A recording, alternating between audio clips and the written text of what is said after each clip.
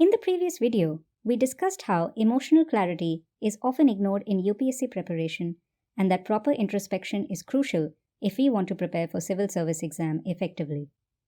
Just to recap, there are 3 aspects of introspection that we often fail to correctly identify.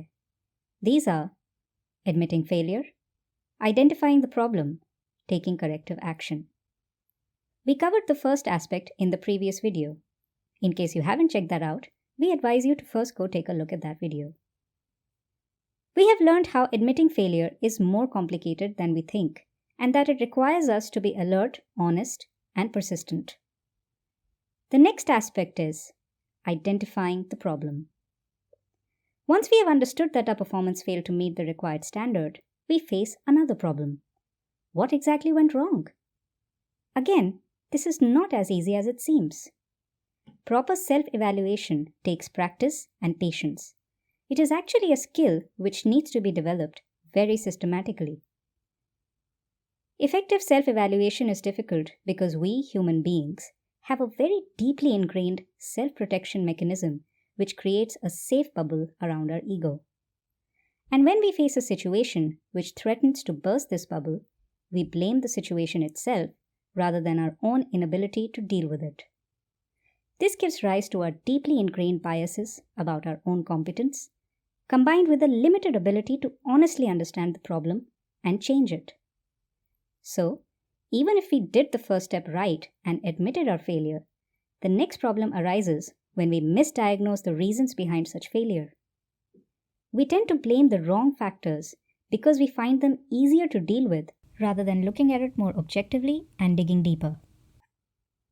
For example, when we are not able to write a concise answer to a question on Indian history, we might quickly come up with following responses.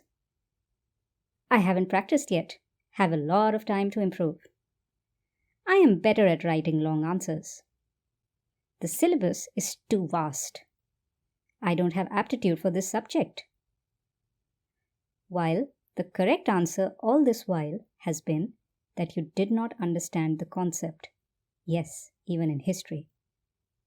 This is just an example, of course, but I hope you get my point. The key points to remember here are: don't believe what is convenient, but what is true. Don't jump to general conclusions. Specific problems have specific solutions. In case you feel lost, ask a friend or mentor for honest feedback. There is absolutely no use for unnecessary pessimism and fear-mongering. Being positive and constructive is the only way to go. It's okay to be confused in identifying problems initially, but with practice, you will know soon enough if you've identified the correct issue or not.